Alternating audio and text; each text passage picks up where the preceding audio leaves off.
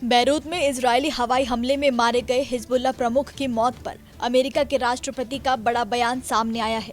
दरअसल बाइडेन ने इजरायल के बैरूत में की गई बमबारी का समर्थन किया है। व्हाइट हाउस की तरफ से जारी किए गए बयान में बाइडेन ने कहा, हसन नसरल्ला और उसके संगठन हिजबुल्लाह ने मिलकर हजारों अमेरिकी लोगों की हत्या की है। इजरायली हवाई हमलों में उसकी मृत्यु उसके द्वारा सताए गए उन हजारों पीड़ित लोगों के लिए न्याय के लिए उपाय के रूप में है। हिजबुल्लाह और हसन नसरल्ला के पीड़ितों में केवल अमेरिकी ही नहीं बल्कि इजरायली और लेबनानी नागरिक भी शामिल है। उसकी मौत इन सब के लिए न्याय है।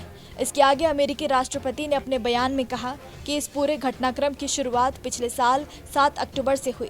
हमास का इजरायल के अंदर घुसकर नरसंहार करना भीषण आतंकी घटना थी। उस घटना के बाद इजरायल ने हमास पर हमला किया तो नसरल्ला ने हमास से हाथ मिलाकर इजरायल पर हमला करना शुरू कर दिया। हिजबुल्लाह के लिए यह सबसे घातक गलती थी। इजरायल को दो तरफा युद्ध में झोंकने की उसकी रणनीति उसी के ऊपर हावी हो गई। हिजबुल्लाह की तरफ से शनिवार की शाम नसरल्ला की मौत की पुष्टि कर दी गई थी, जिसके बाद राष्ट्रपति बाइडेन की तरफ से ये बयान जारी किया गया है। इसी के साथ अमेरिकी राष्ट्रपति ने मध्य पूर्व में चल रहे इस संघर्ष में इजरायल को लेकर अपने समर्थन को भी दोहराया। उन्होंने कहा कि संयुक्त राज्य अमेरिका हिजबुल्लाह, हमास, हूती या किसी अन्य ईरान समर्थित आतंकवादी समूह के खिलाफ इजरायल के डिफेंस के अधिकार का पूरी तरह से समर्थन करता है।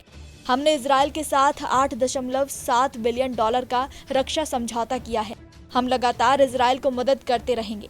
हम चाहते हैं कि क्षेत्र में शांति हो, लेकिन इजरायल के खिलाफ लगातार होने वाले आतंकी घटनाओं से इस क्षेत्र की शांति के लिए किए गए सभी प्रयास बेकार साबित होते हैं। उन्होंने कहा कि हमारा उद्देश्य राजनयिक माध्यमों से गाजा और लेबनान दोनों में चल रहे संघर्षों को कम करना है।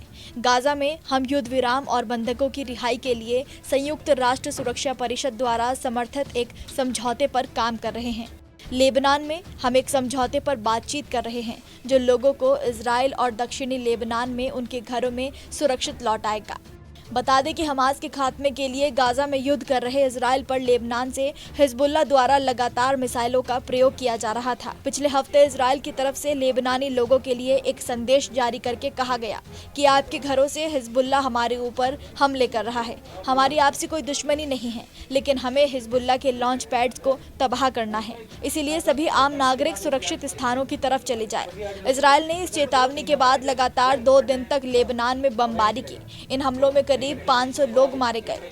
लेबनान में कम्युनिकेशन डिवाइसेस में हुए धमाकों में भी करीब 37 लोग मारे गए। इसका आरोप भी इजरायल पर लगाया गया। बैरूत में हिजबुल्लाह के हेडक्वार्टर पर हमला करने से पहले अमेरिका पहुंचे नेतन्याहू ने यूएन महासभा में ईरान को चेतावनी देते हुए कहा था, हमारे देश पर अगर किसी ने हमला किया तो उसका पलटवार ऐसा होगा कि वर्षों तक याद रखा जाएगा।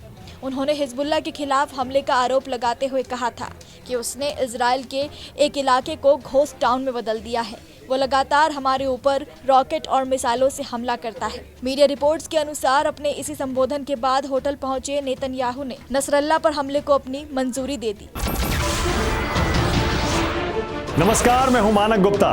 अगर आपको हमारा ये वीडियो पसंद आया हो तो इसे लाइक और शेयर जरूर करें, और हाँ, हमें सब्सक्राइब और फॉलो करना ना भूलें ताकि आप देश और दुनिया की कोई खबर मिस ना करें।